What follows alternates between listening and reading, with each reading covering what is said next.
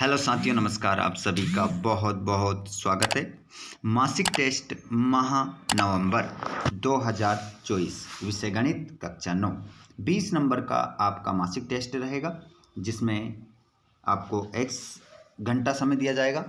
गणित जो रहेगा आपका स्टैंडर्ड और बेसिक दोनों ही प्रकार का जो गणित है उसमें समाहित रहेगा टेस्ट माह नवंबर के इस टेस्ट पेपर में। आइए फ्रेंड्स, तो कक्षा 9वीं के वे स्टूडेंट्स जो अपने क्वेश्चन पेपर को हल करने वाले, आइए मैं आपको हल करवा देता हूं।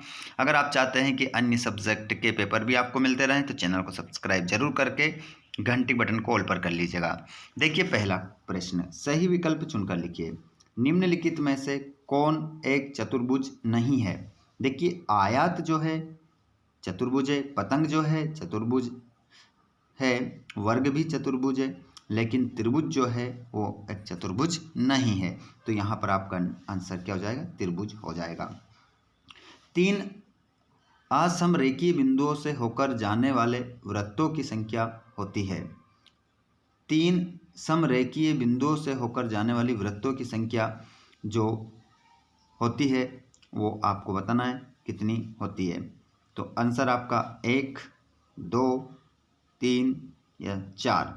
तो 3 समरेखीय बिंदुओं से होकर जाने वाली वृत्तों की जो संख्या होती है, आंसर लगाएंगे आप। 1 आपका करेक्ट आंसर हो जाएगा। आंसर पहला, रिक्त स्थानों की पूर्ति करना है। पहला देखेंगे, एक समांतर चतुर्भुज की सम्मुख भुजाएं होती है।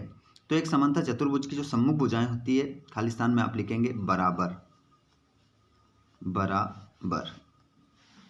यदि किसी वृत्त की त्रिज्याएं बराबर हो तो वे होते हैं। यदि किसी वृत्त की त्रिज्याएं बराबर हो तो वे होते हैं। क्या होते हैं? तो खाली स्थान में आप लिखेंगे सर्वांग सम। सर्वांग सम होते हैं। अगले प्रश्न को आप देखेंगे, सही जोड़ी मिलाना है।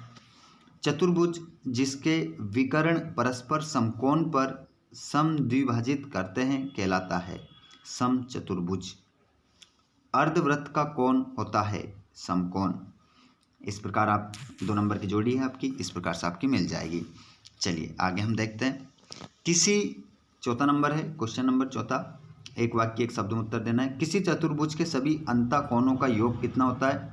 तो इसका आंसर आप 360 डिग्री लगाएंगे। वे जीवा जो वृत्त के केंद्र से होकर जाती है क्या कहलाती है? वे जीवा जो वृत्त के केंद्र से होकर जाती है क्या कहलाती है?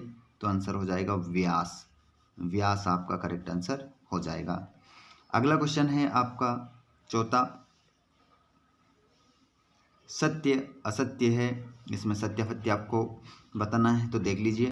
पहला क्वेश्चन जो है सत्य असत्य में आप देखेंगे आप, यदि ए, बी और सी एक रेखा पर स्थित 3 बिंदु है और बी बिंदुओं ए और सी के बीच में स्थित है तो A B plus B C बराबर ए सी है। तो इसका आंसर आपका क्या हो जाएगा? सत्य हो जाएगा। ठीक है, पहला आप क्या लगा लेंगे? सत्य। दूसरा देखेंगे, वृत्त दीर्घ वृत्तखंड में आंतरिक कोण न्यून कोण होता है। तो इसका आंसर आप क्या लगाएंगे? असत्य आपका हो जाएगा। ध्यान रखिएगा क्वेश्चन किस प्रकार का है। अब यहाँ पर क्वेश्चन आप देखेंगे, छठा वाला, 7वां वाला, 8वां वाला। 8वां में भी आपको क्वेश्चन दिए हैं और 9वां वाला। ये सभी क्वेश्चन आपके 3-3 नंबर के, ठीक है। और ये ऊपर वाले 2 क्वेश्चन आपके 2-2 नंबर के हैं। छठा 7वां 2-2 नंबर के हैं और 8वां 9वां आपके 3-3 नंबर के। इस प्रकार आपका ये जो पेपर है 20 नंबर का है गणित, स्टैंडर्ड गणित और बेसिक गणित। ठीक है स्टूडेंट्स, तो ये हुआ हमारा क्वेश्चन पेपर का हल। आप इन 2-2 नंबर और 3-3 नंबर क्वेश्चनों को सवाल लगा लीजिएगा अगर आपको अच्छे मार्क्स से लेना है तो। ठीक है, अन्य सब्जेक्ट के वीडियो भी डाल दिए हैं और जो टेस्ट आपका बच रहा है कमेंट बॉक्स में ज़रूर बताइएगा। धन्यवाद, थैंक्स फॉर वॉचिंग।